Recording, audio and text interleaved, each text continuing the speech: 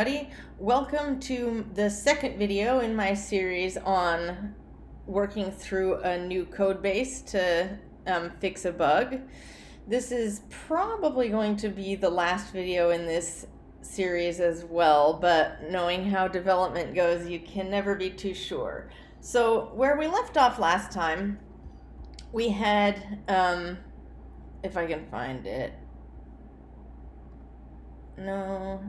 Here, we had fixed this little user tag thing so that if we have a user who doesn't exist, then it'll show that it's a deleted user. And this image, there'll be an image here. For some reason in my local development environment, this image is not loading, but it will. So when we left off, I wasn't sure what to do about the fact that this became a link to the user's profile, because there are, if there is no user, then that user won't have a profile and the link wouldn't work. So it's logical not to have one. So I actually left a note for the maintainers asking them how I'd prefer that this be handled, if there was any particular logic they'd like, and they got back to me that as long as there's not a link there, it's pretty much good. So let's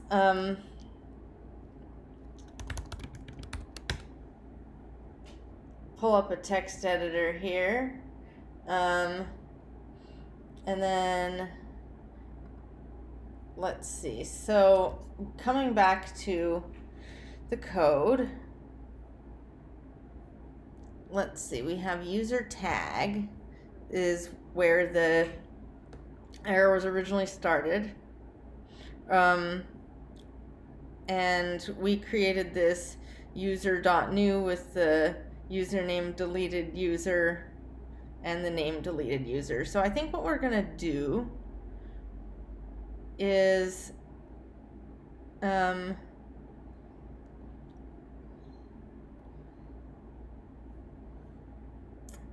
let's see. One option would be to pass in the path to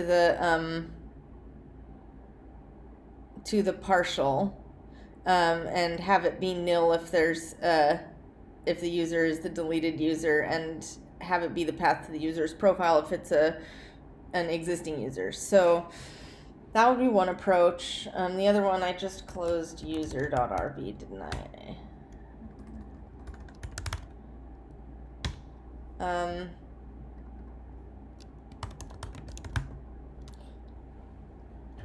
So we could potentially also do this in here, by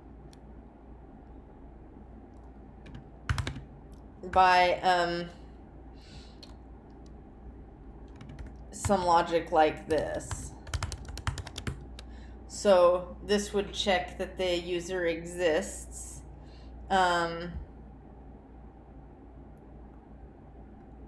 and yep, I guess that self is indeed not required. So if you haven't gotten to this point in Ruby, inside a method, if you use that word self, that makes sure that this persisted method gets called on the same object that the path method is called on, but that self is implicit most of the time, so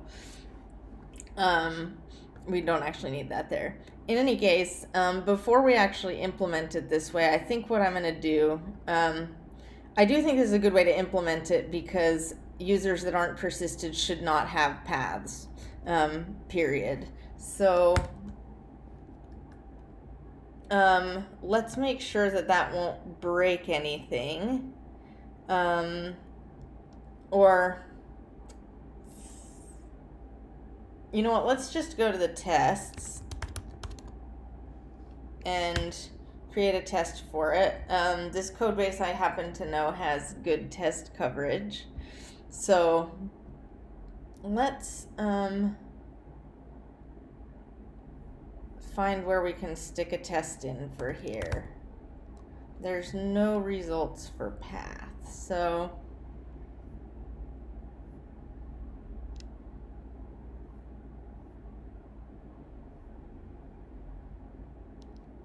I'm surprised that there's no test for path.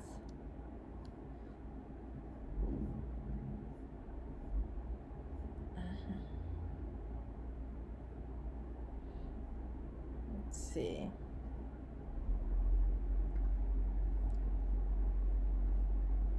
Let's just drop it in here.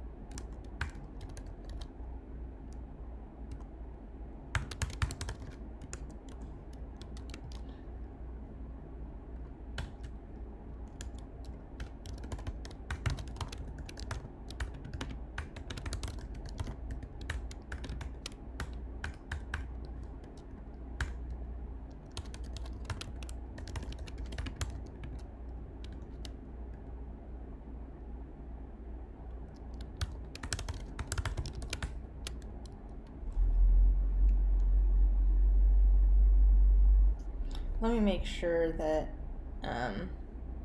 yep, that user will be persisted.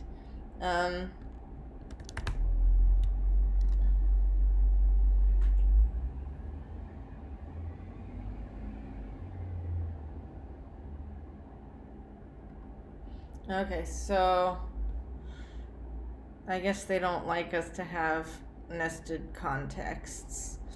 That would be like some kind of a linting rule or a Rubocop rule specific to this code base that I don't happen to agree with at all, but their code base, their rules. So let's see.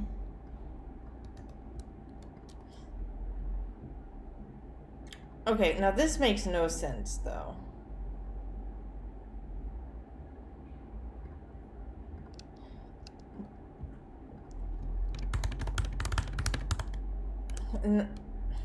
It needs new context though. I don't know.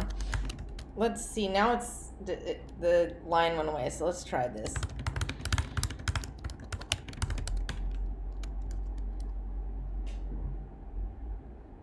Let's see.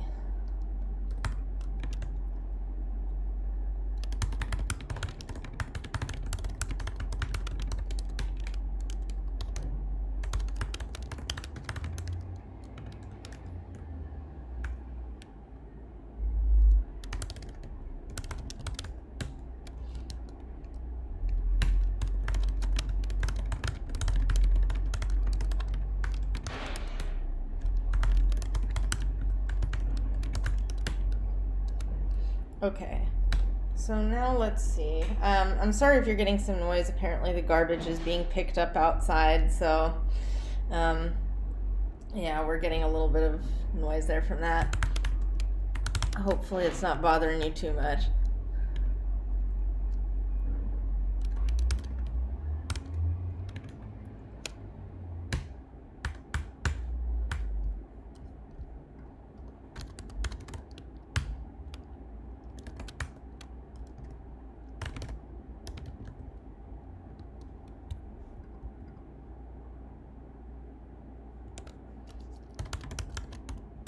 Bundle exec, sorry. And this is spec/models.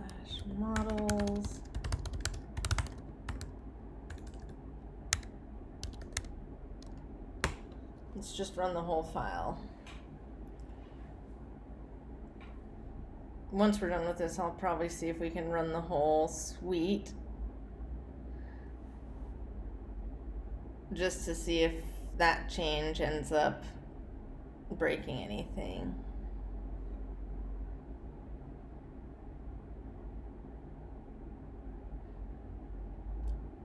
Okay, so we got a failure,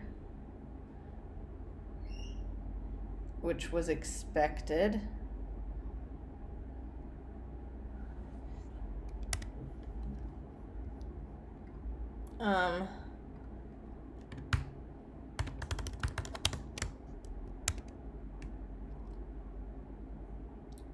see if this works now, if we implement that. Since all Ruby methods return a value, it's expected that if you have a conditional like this where it would return this if persisted, then it follows that the return value is nil if it's not persisted. So that should make the test pass. However, it looks like it did not.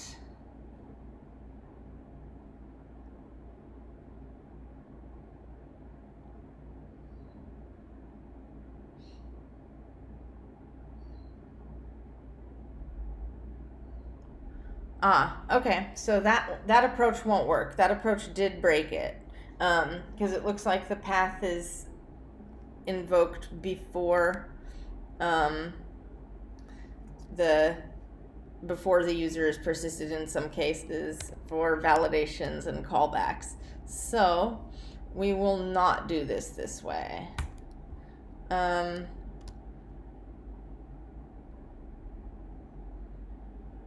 What we will do, though, remains to be seen.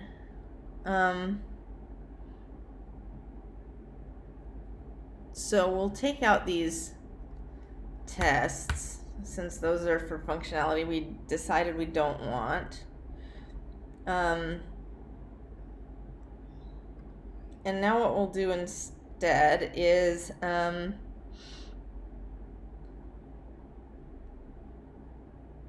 pass it into the partial, like I said before. I think that would be the approach that I would try next. So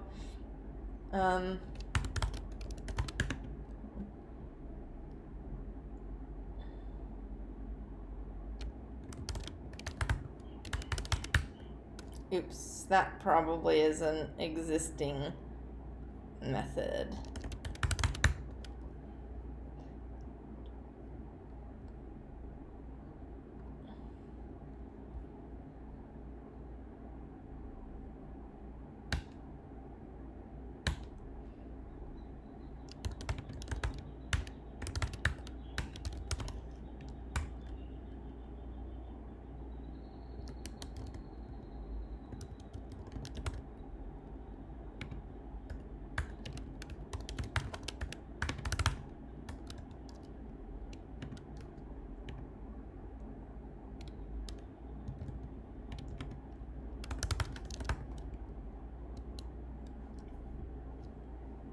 So let's see if this works. Actually, let's try running the user tag spec and see if we broke anything in here. We should be doing this test first. So let's see.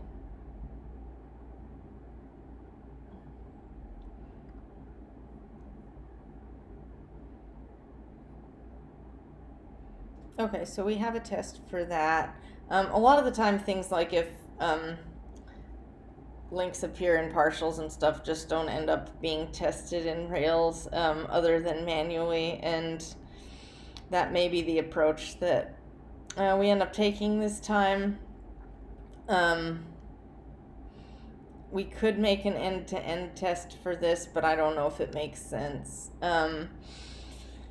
So let's see. Going back into here, we can say instead of user.path, which occurs 3 times. What did we call it? We called it user path. Let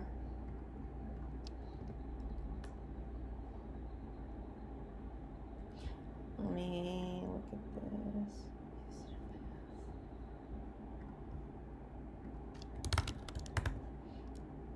And replace the first one.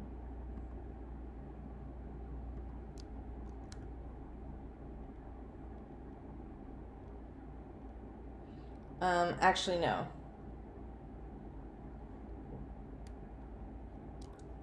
So we want to say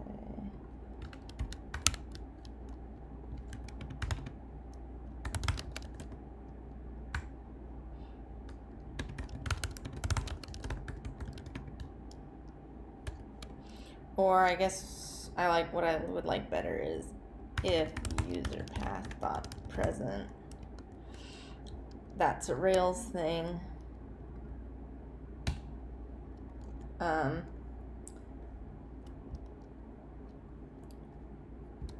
Nope, there might be a better way to do this, but I don't want to get too off track right now. So what we want is for there to be a link only if there's a user path.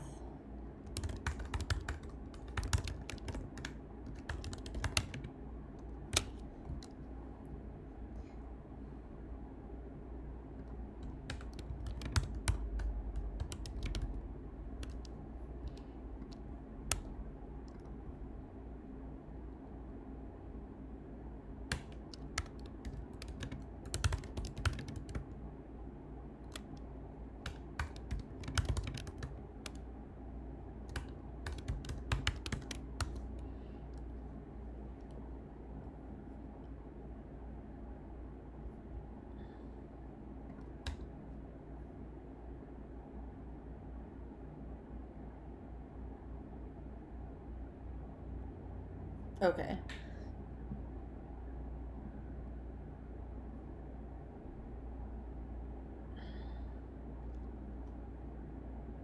Okay, so then we'll want the same thing here.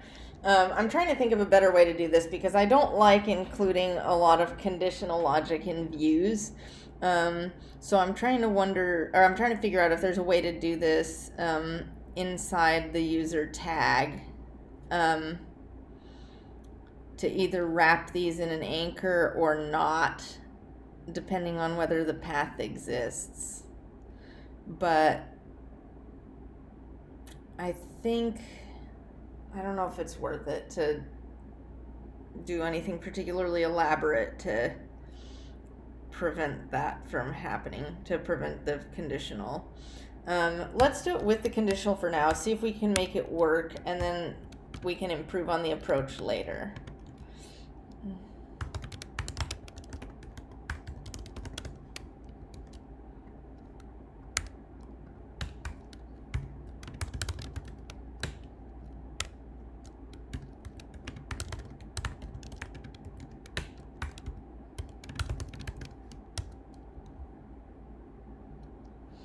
And then let's see if we've...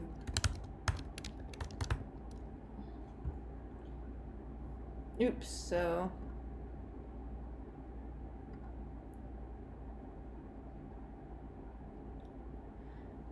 Yeah, let's see. I don't like this at all.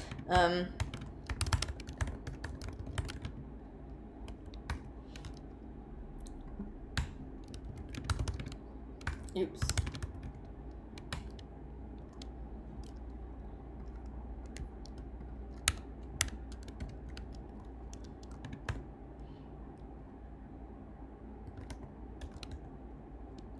No, there's not an anchor if we do it this way.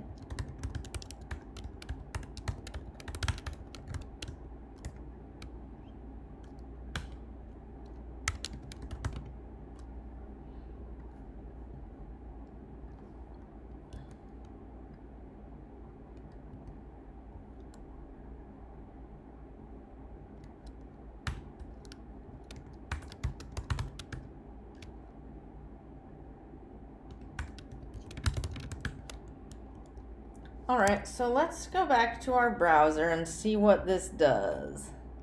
The moment of truth. Raises an error.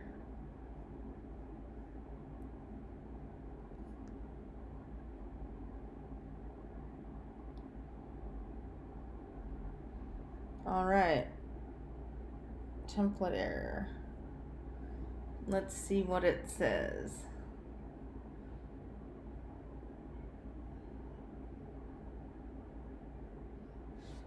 It's somewhere in this show.html.erb here. And the error that was raised was template error. Yeah. So that means that one of these things has caused an error to be raised.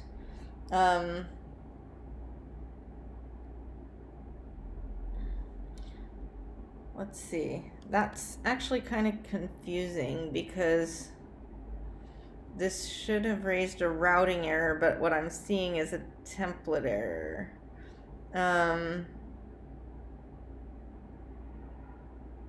Unfortunately, that's the only line in our application code that actually has anything to do with this. The rest is all gems. So, all right, so now we've got to figure out what we did wrong. And let's do that by going back to this and actually just fully checking it out.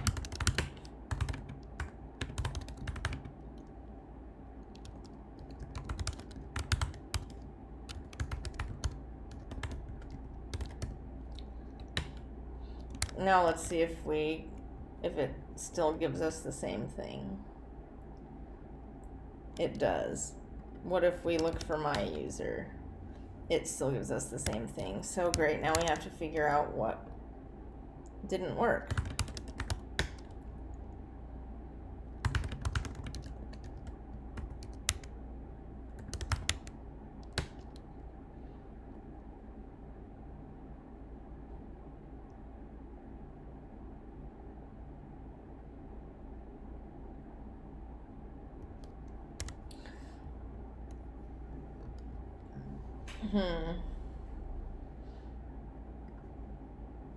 So, let me see. This is confusing. I'm not sure what's going wrong.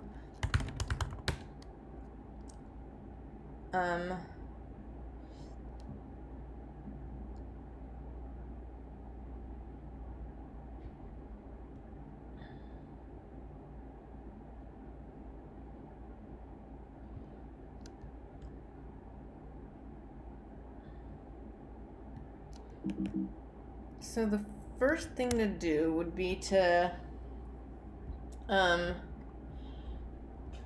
see what happens if we don't do that at all. What happens now? There we go. So what happens now if we go to this foobar user? Deleted user, there we go. So we're back to things working. Now we can I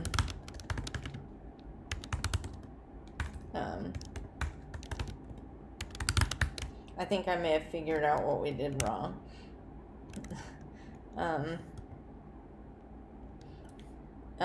Apparently far from it.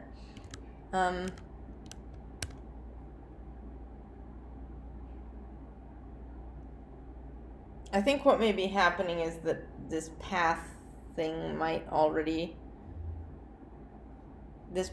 is already defined somewhere else.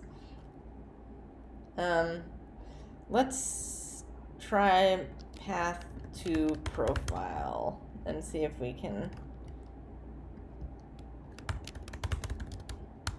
if that actually changes anything. Yep, that did it.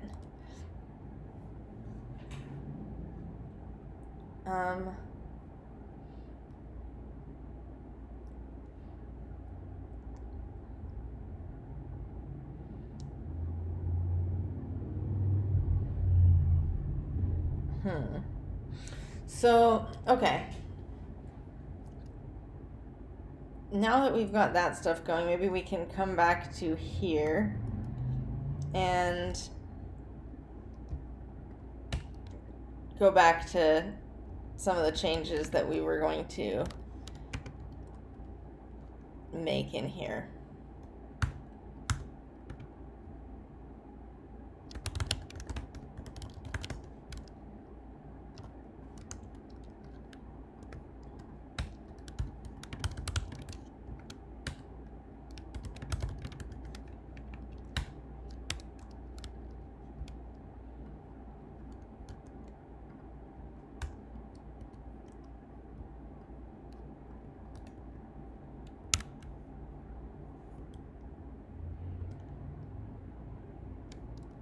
Okay, so that link is gone. Is it gone if it's my user still? Nope, there it's still a link to my profile. So there's one. There's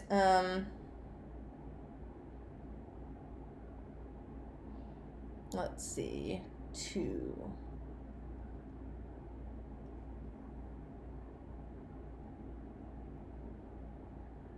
Where did the next one go? Here. Okay.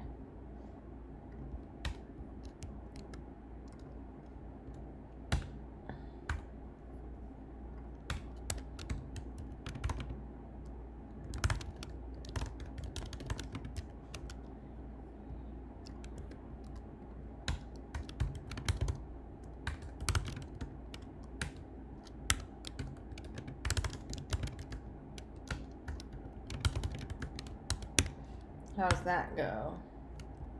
Doesn't change anything if it's my user. That's what we expect.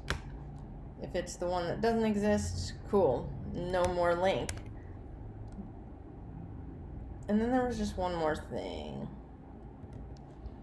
So, oops.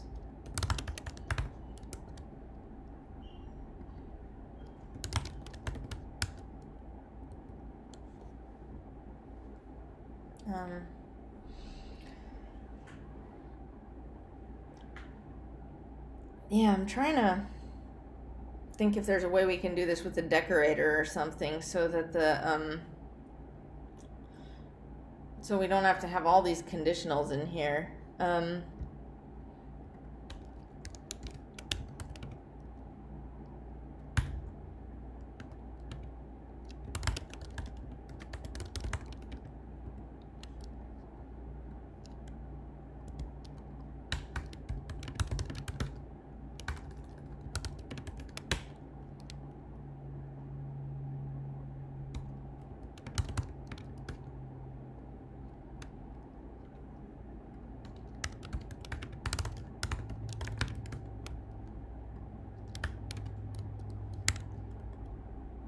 Okay, so this works. This actually gets us the results that we need. So let's actually commit what we have, and then we will try and make it a little more elegant from there. And I think I might do that in the next video. I guess this turns out not to be the last one. So we're going to do git add -p. This lets us choose whether we want to commit each change or whether we want to stage each change individually. We want that one. Yep, that looks good. That's what we did. Yep.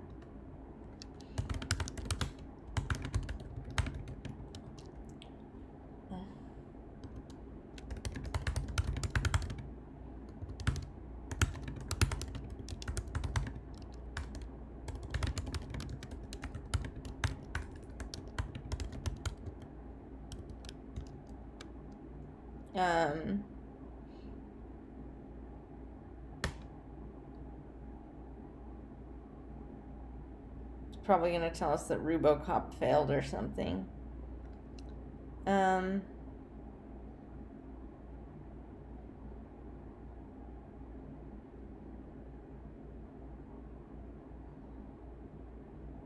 Okay.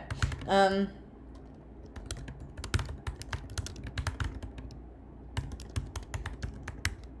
that pushes it to GitHub on my fork of the repo.